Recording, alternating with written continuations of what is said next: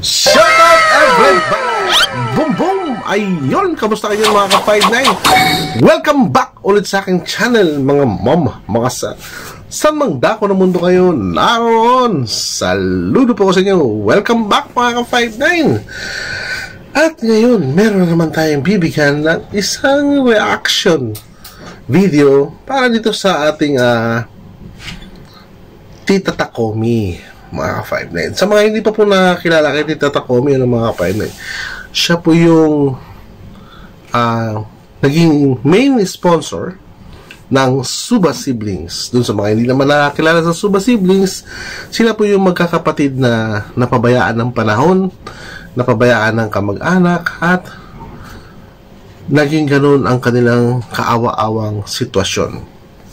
Mga ka-59, kung papanood nyo yung unang araw ng video ni Ramil dito sa mga Suba, ay talaga namang kaawaan mo si Enrico na halos hindi na makatayo, hindi makalakad, hindi makahakbang sa kanyang pagkakaratay, mga ka-59. At ito nga, nagkaroon ng kanilang sponsor na si Tita Takomi. Bibigyan natin ng reaksyon yung pag-uusap nila ni Ramil. Ayun, mga ka-59. Sa Japan, time is cold. Basta ako po, sa habang buhay po na pasasalamat, yung aking pasasalamat po sa inyo sa pagmamahal po niyo sa mga bata. Wala yun, kayo din. Papasalamat din ako sa inyo, lalo na kay Sweet Mary, saka sa'yo. Papasalamat ako, nakilala mo si Enrico, nasagip mo siya. Dahil po yan kay ate, ang pangalan ni ate, nakalimutan ko to yung pangalan niya. Dahil kay Ate Leia, mga ka-59, siya po yung nagbigay ng tumawag ng pansin ni Ramil para doon sa kanya mga kaklase. Kaklase po sila ni Enrico, mga ka-59. Doon sa mga hindi pa po nakakaalam, kung gusto niyo po malaman yung talagang paano nagsimula Suba Siblings, balikan niyo po yung video ng mga Suba. Take note lang, mga ka-59, doon sa mga nagsasabing si lang yung nagpabuhay sa channel ni Ramil, hindi ho totoo yun, dito sa Suba Siblings, mga ka-59, ang dami ho naging views dito, mga ka-59, at ang daming nadagdag na subscribers dito, mga ka-59. Kaya wag ho tayong magdunong-dunungan dyan doon sa mga wala namang talagang alam sa totoong pangyayari, o doon sa mga hindi naman nakasubaybay sa Techram channel, Enrico. Opo. Kay si ate... Baka maalala din ni Tita po si Ate Lisa, yung nagabayan niya si Kuya Brian. Oo. Yun, talagang yung parang dinadahana yun lahat. Yung si Sweet Mary, naging sila ni Brian. Palaging kinukulit yun nun eh. Kinikilig po. Sabi ko, uuwi lang ako pagka may schedule na kanilang Uuwi daw siya pa. Alam nyo, mga ka-59, doon muli sa mga hindi nakakapanood dito kay Sweet Mary, hindi natin akalain na magkakaroon sila ng relasyon, na magiging magkakatuluyan sila, mga ka-59, dahil sa bagay nung mga nakaraang video, nakita naman natin bago sila naging sila, ay medyo mayroon na talaga silang namumuo na pag-iibigan sa mga kilos at galaw mismo parehas nila, hanggang sa ito na nga naging sila na, mga ka-59. And saksi po dito si Tita Takomi sa kanilang pagmamahalan. Ayan! Ay! Uwi daw siya pagka may schedule. Oo, pero ang tagal ko nagantay, kaya uwi talaga ako next month. Uwi ako ng 3 days lang. Uwi si Tita Takomi for business trip, mga ka-59, at magmi-meet sila ng mga manalastas. Siyempre kasama ang mga Suba. Sana nga mapasama nila si Enrico at saka si Alex. Mapasama nila itong dalawang to. Kasi siyempre dito sa Vikings, para sa birthday sana ni Enrico, ay hindi ho nila napilit itong mga to na sumama. Ito yung mga ugali na kailangan intindihin mga ka-5-9. Yung magkakapatid na ito, hindi ho kailangan silang i-bash eh. Hindi ho kailangan silang pagsalitaan ng hindi magandang salita. Kasi belongs sila doon sa PWD, mga ka-5-9. Yung kanilang sitwasyon ng kanilang buhay, sitwasyon ng kanilang pagkatao ay nauugnay o napapasama sa mga PWD. Meron po tayong batas sa Pilipinas na ang PWD ay hindi ho iba yan sa mga normal na tao. So ito po yun ay dapat isama siya o itrato siyang bilang isang normal na mamamayan. Tuloy tayo mga ka-5-9 sa ating reaction video para kay Tita Takomi. Next month, uwi ako ng 3 days lang. Next month po. Mahag 1 minute eh. Plan ko din yan mag-dinner ng Hindi po. Sibling, saka manalastas. Hindi, gusto ko sanang makabawi. Kami naman po ang babawi sana. Hindi, nakaplano na Hindi talaga nakaplan na yun. Mag-dinner ng kasama manalastas tsaka subab. Para na din. Grabe, kiniglabutan ako.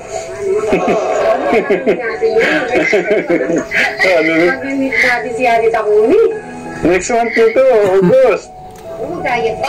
Ito yung ito na yung matagal na hinihintay nila mga ka-5-9 na mamimit nila in person ang kanilang main sponsor dito sa Suba Siblings. Nangyari sa inyo ni Dave. Nalungkot ako sa'yo. Tita, naiyak sa pass forward mo muna. Hindi, biro lang po. Aha. Nasaktan din ako kayo. Alam ko, sobra rin ako kayo nasaktan. Oo, kasi mga ka-5-9, kung bibilangin siguro yung mga naibigay na ni Tita Takomi, kung ating kukwentahin kasama yung mga barya-barya, ay wala pa sa 1/4 ang naibigay ni Stephen dito mga ka-5-9. Ay wala pa po sa 1/4 na ibigay dito nung ninung-ninungan ng iba dyan. Kala mo kung makahingi, makabawi, ay napakalaki ng iyong naiambag at naibigay. Ito ang sponsor, Tita Takomi. Meron ba kayong ganyan mga ka-5-9? May ganyan ba kayong sponsor? Kayong mga nagbabawi-bawi dyan ng mga pinamigay, kaya nyo bang gawin yung ginagawa ni Tita Takomi? Hindi. Nasaktan din ako kayo. Alam ko, sobra rin ako kayo nasaktan. Kahit sino naman. Kasi, di ba, kay Luis din, doon na mabait yung batang yun, parehas naman sila po. Parehas naman, tita. Oo, parehas sila. Kaya lang may sumira lang po sa isip ng kumbaga, po, kinonsinti yung mga mali na, siyempre yung mga bata po dumadaan po sa mga di ba? Pero darating din yung time na siguro ngayon mainit pa kasi yung issue babalik din niya sa tingin ko. Kahit hindi na? Siyempre, kahit hindi na po. At palagi ko naman hindi natatanggapin ng mga manalastas dito mga ka-5-9 kung sino man yung umalis na babalik daw. Fast forward tayo. Parehas yung dalawang batang yung mabait yun. Kaya basta ako, tita, para hindi ko kayo masyadong pag uwi nyo na lang, doon po kami babawi ng tsikahan. Tsikahan, okay, sige. Basta, thank you, tita, sa love. Basta, basta yung nakikita kong love sa inyo, yung gusto nyong, yung pagmamahal ng isang ina na gusto nyong iparamdam sa kanila. Yun po yung nararamdaman kong gusto nyong ipadama ho sa kanya. Wow. Sa kanila po. Yes, pagmamahal na hindi kukuta. Hoy! Yun yung Narinig niyo yun? Narinig niyo yun? Pagmamahal. Tumayo balahibo ko. Walang biro yan. Tingnan mo. Nakita ba sa camera? Tumayo yung balahibo ko mga ka-5-9. Napanood ko na ito ha. At nagbibigay ako ng reaction ngayon. Pero tinan nyo naman yung naging ghost bumps pa rin ako hanggang ngayon. Wow. Narinig niyo yun, mga ka-5 na Yun yung parang sa akin. Gusto niyong ipadama sa kanya. Sa kanila po. Yes, pagmamahal na hindi kukupas. Yun yung parang... Ang sarap naman pakinggan yan, Tita Takomi. Pagmamahal na hindi kukupas. Maraming salamat po sa iyong pagbibigay sponsor. Hindi niyo po pagpapabaya sa mga suba.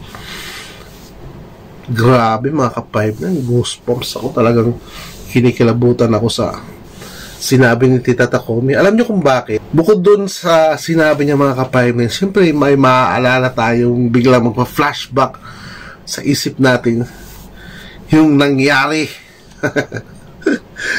Hindi siguro talaga may hihiwalay itong mga pangyayari na itong mga ka-5 na, kasi marami yung marami ang naistorbo, mga ka-5 na. Tuloy natin, mga ka-5 na, yung yun yung parang sa akin. Ewan ko ba? Hindi ko alam kung bakit ganun na lang yung ko sa kanilang magkakapatid. Kahit makakarinig ka ng mga salita sa kanila, yung against sa kanila, pagbabash, gano'n. Minsan hindi ko maisip na ma-turn off kahit isa sa kanila magkapatid. Hindi ko talaga, kasi siyempre mahirap yung pinagdaanan nila. Hindi lang kadaling maging Tsaka tita, hindi nila pinili itong ganito. Biktima po sila ng biktima sila. Oo. Hindi ganun kadali kasi pag di mo naranasan yung gano'n, yung katulad nangyari sa kanila, hindi mo malalaman yun. Kaya alam ko yung sa kanila talaga yung gano'n kahirap na pinagdaanan nila. Kaya andito talaga ako para sa kanila. Grabe. Sobra talaga, Tita Takomi. Sobrang nakaka-touch, mga ka-5-9. Andito ako para sa kanila kahit na anong mangyari. Wow! Alam niyo yung nararamdaman ko ngayon, mga ka-5-9? Sus, kung nakikita niyo lang yung balahibo ngayon na tumatayo, at saka yung pakiramdam ko na nagre-reaction lang ako, mga ka-5-9, napanood ko lang siya. Pero yung damdamin ko na sobrang saya. Parang wala kang mapagsidlan. Saan mo kukunin yung mga tao dito? Saan mo paglalaruin yung halakhak mo, kung saan pumupunta? Alam mo yung mga ka-5-9, medyo gumulo yung paliwanag ko, mga ka-5-9. Pero na-excite ako lalo at lalo akong natutuwa. Hindi lang ako, syempre yung mga suba ay nandyan ang isang Tita Takomi na kahit na anong mangyari ay nandyan lang siya. Wow talaga, mga ka-5-9. Sarap sa pakiramdam yung ganitong sponsor. Hindi katulad ng iba dyan, kaunti lang na ibigay, binabawi na. Katulad ng iba dyan na bibigyan ng pera yung isang tao dyan para ipang set up sa motor. Para gastusin at hindi ipaalam doon sa nag-alaga sa kanya. And then later on, halika na rito, sumama ka sa amin, pag-aaralin ka namin, which is our expectation. Since mayabang sila sa private pag-aaralin, yun naman pala sa public din, hindi pala kayang suplayan, utos-tusan ng private. Kung sino-sino yung mga mayayabang na sponsor na akala mo naman milyones ang mga naipamigay. Wala pa nga kayo sa kalingkingan dito sa mga naibigay ni Tita Takomi dito sa magkakapatid. I-divide na lang natin sa 4. Hindi pa aabot sa kalingkingan yung mga pinamigay nyo noon dyan sa minamahal nyong kunwari na pasaway. Boy takas, ika nga. Ay nako, ayoko sana siyang ibase, no? Pero totoo naman boy takas. Dito talaga ako para sa kanila. Grabe. Basta tita, mag-ingat po kayo dyan. Kayo din, ikaw din sa sa mga tawag doon, yung pagpupunta mo sa mga bundok-bundok. Ingat ka.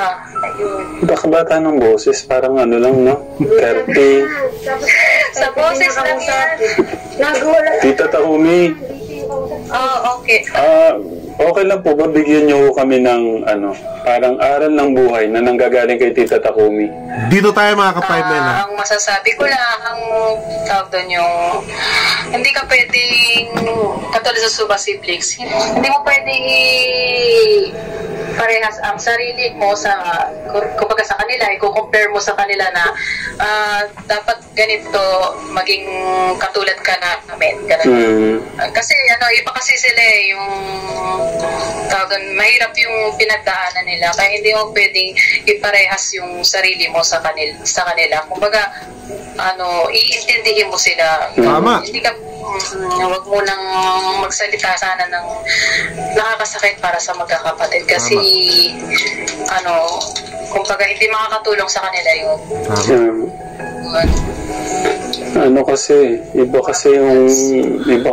Iba kasi yung sitwasyon ng mga magkakapatid, mga ka-5men. Gaya nga nang nasabi ko, mga ka-5men, sila ay kasama na doon sa PWD, person with determination, mga ka-5men. Sila yung mga taong bigyan kailangan ng special na atensyon. Tuloy natin, mga ka-5men, ha? Pinagdaanan ito, ibang level ng dapat yung pangunawa, dapat special yung kailangan na pagmamahal, pangunawa. Kasi biktima sila, basta lahat ng biktima ng napabayaan ng magulang, yung nagkaganyan sila, yung naranasan nila, iba talaga kasi katekram. Tsaka iba kasi yung walang gumabay ba? Lumaki sila ng yung parang lumaki sila ng sila lang. Iba yung may magulang talaga. Kaya may makikita tayong kakaiba sa kanila silang magkakapatid parang kakaiba, may iba-iba silang ugali na minsan di mo ma-explain, yung parang isip bata. Dapat iintindihin na lang sana natin na kasi walang nagpalaki sa kanilang yung talagang gumabay na magulang. Iba talaga yung may gumagabay. Iba kasi yung paggabay ng magulang na doon sa stage na 1 to 10 years old o to 14, 15 mga ganyan. Kasi kung walang magandang pundasyon nga, kahit lumaki silang ganito na 25, 30, wala talaga pundasyon. Kaya yung behavior po na kagaya ni Kuya Alex, ni Kuya Enrico, kahit na may nasa tamang edad na sila, pero yung behavior special attention. Parang elementary na gano'n sila, pati sila Crystal. Tapos yung ibabash pa, yun. mas lalo narinig yung mga ka-5-9 yung sinabi ni Tita Takumi. Nakita na natin na sitwasyon nila ganun, tapos ibabash pa. May mention na kita, Rex, ikaw may video ko niyan. May video ko niyan, Rex, kung ano yung binitawan mong salita dito kay Enrico. May video ko yun, in-upload ko yan. Ginawa ko lang reaction yan, ginawa mo na yan. Kung gaano ka kawalang hiya. Ganun na nga yung sitwasyon ng tao, pero binubuli mo. Yung nandyan sa'yo ngayon, tama nga ang pag-iisip niyan. Matino ang pag-iisip. Tapos, nandyan sa inyo, At ang lahat ng mga nagko-comment patungkol sa kanya, sasabihin nyo, binubuli siya. Sino kaya may mas malaking kaso dito mga ka-5-9 kung hihimayin natin? Yung sinabi mong salita kay Enrico? O yung mga reaksyon na normal na reaksyon ng isang tao kapag ang isang tao pagkatapos mong pakainin at paaralin ay bigla kang iiwanan, ano ang magiging reaksyon? Kumpara sa sinabi mo kay Enrico noon. Baka nga ikaw pa ang nag-text kay Enrico noon eh. Ikaw pa ang nag-message malamang kay Enrico noon eh. Na hindi magagandang salita. Ganun ka kawalang hiya. May video ko niyan. May video ako. Kaya nung matatanggi sa akin yan. Mas lalo lang talagang lalala lang yung mga ano nila, yung sitwasyon. Ito yung sakit. Na imbis na magre-recover, pagsasalitan sila ng hindi maganda. Mas lalo lang, di ba? Yeah, si Rex. Ganun ang ginawa niya. Sana sa magkakapatid.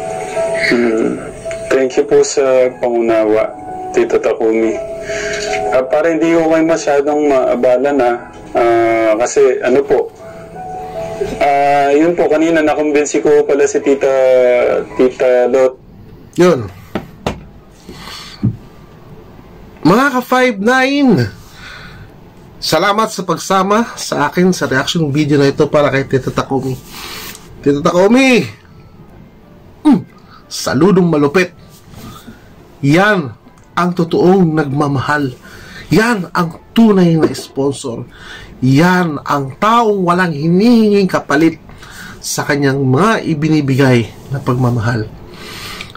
More blessings po kay Tita Takumi at salamat sa patuloy na pag-iingat o hindi pagpapabaya sa mga suba.